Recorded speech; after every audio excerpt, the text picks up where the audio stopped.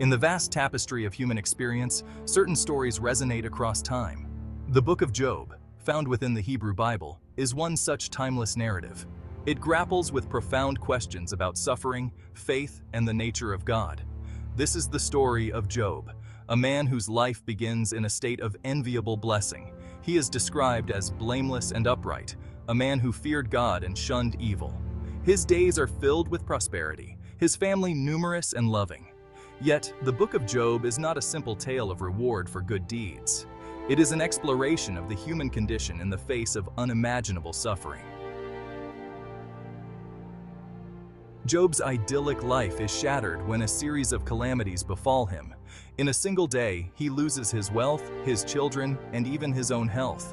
The sudden and inexplicable nature of his suffering is profound, leaving him physically and emotionally devastated. This sudden reversal of fortune is not a random act of chaos, but a deliberate test orchestrated by forces beyond human comprehension. Unbeknownst to Job, a celestial court convenes where Satan, the accuser, challenges God's assessment of Job's piety. Satan argues that Job's righteousness is merely a product of his comfortable life, a wager that God accepts, allowing Satan to test the limits of Job's faith. Stripped bare of all he holds dear, Job sits among the ashes, his body covered in sores, his spirit grappling with the magnitude of his loss. Yet, even in the depths of his despair, Job does not curse God. He mourns, he questions, he cries out in anguish, but his faith, though shaken, does not break. The reader is confronted with the raw, visceral reality of Job's suffering, a stark contrast to the idyllic picture of his former life. The text does not shy away from the brutal details, forcing us to confront the question at the heart of the story: why do the righteous suffer? News of Job's plight reaches his friends, who arrive to offer comfort and support. Eliphaz, Bildad, and Zophar believe suffering is a consequence of sin. They present their interpretations of Job's suffering. Eliphaz suggests Job must have sinned in secret. Bildad argues God is just and wouldn't punish the innocent. Zophar insists Job's suffering is light compared to his supposed sins. Job maintains his innocence, denying any wrongdoing. He argues his life has been one of integrity and piety. The friends cling to their belief that suffering is a punishment for sin.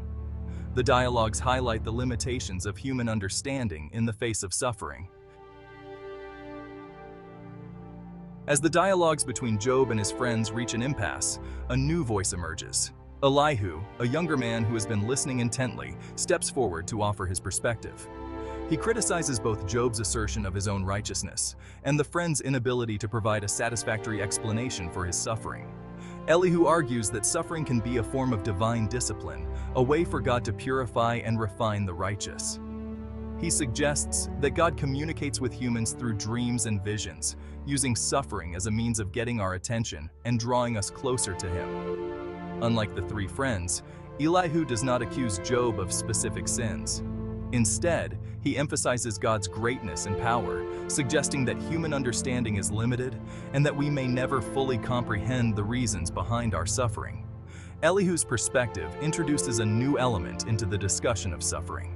He challenges the simplistic view that suffering is always a direct consequence of sin, suggesting that it can also serve a higher purpose in the divine plan. Section 5. The heavens speak. After Elihu's speech, the narrative takes a dramatic turn. The silence is broken not by another human voice, but by the voice of God Himself, speaking from the midst of a whirlwind. God's appearance is awe-inspiring, a display of power and majesty that overwhelms Job and silences his complaints. God does not provide Job with the specific answers he seeks. Instead, He challenges Job's understanding of the world and his place in it. He reminds Job of his limited perspective, asking, "Where were you when I laid the foundations of the earth?" God's questions are not meant to be answered literally. They are rhetorical, designed to help Job grasp the vastness of creation and the incomprehensibility of the divine plan. God is not obligated to explain His actions to humanity. His ways are higher than our ways, His thoughts higher than our thoughts. This section is a powerful reminder that the human mind is finite, while God's wisdom and power are infinite. It challenges us to approach the mysteries of faith with humility and awe, acknowledging that there are some things we may never fully understand. Section 6. Accepting what we cannot know. In the face of God's overwhelming presence, Job's defiance crumbles. He recognizes the limitations of his own understanding and repents for questioning God's justice. Job's repentance is not an admission of guilt, but a recognition of his own finitude in the presence of the infinite. "I know that you can do all things," Job declares, "and that no purpose of yours can be thwarted." He accepts that God's ways are not his ways, and that true wisdom lies in trusting in God's goodness and sovereignty, even when we cannot understand his plan. Job's response to God's speech is a pivotal moment in the story. It marks a shift from demanding answers to embracing faith and trust in the face of mystery. Job does not receive a detailed explanation for his suffering, but he gains something far more profound, a deeper understanding of God's greatness and his own place in the universe. This section highlights the transformative power of encountering the divine. It suggests that true faith involves acknowledging the limits of our own understanding and embracing the mystery and paradox that are inherent in our relationship with God. Section 7. A new beginning.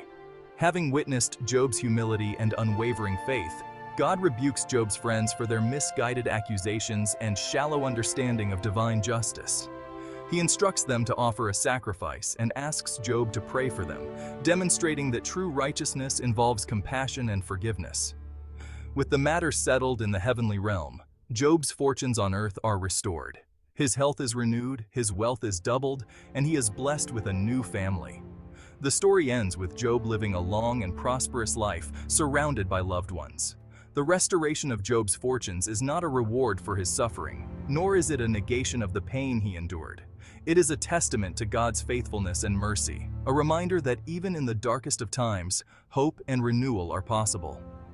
The conclusion of the Book of Job offers a message of hope and restoration. It suggests that even after experiencing profound loss and suffering, it is possible to find healing, rebuild our lives, and experience joy and blessing once again. Section 8. The Gift of Faith. The Book of Job is not a simple story with easy answers. It is a complex exploration of the human condition in the face of suffering, a journey into the heart of faith when confronted with the inexplicable. It does not offer a definitive answer to the question of why the righteous suffer, but it provides us with a framework for understanding our own experiences. One of the central themes of the book is the nature of faith. Job's faith is tested to its limits, yet he never completely abandons his belief in God. He questions, he laments, he even challenges God, but he never denies God's existence or his ultimate sovereignty. Job's story teaches us that true faith is not about blind acceptance or the absence of doubt. It is about holding on to our belief in God even when we don't understand his ways, even when we are angry, hurt, and confused. It is about trusting in God's goodness and love, even in the midst of suffering. Section 9. Facing our own trials.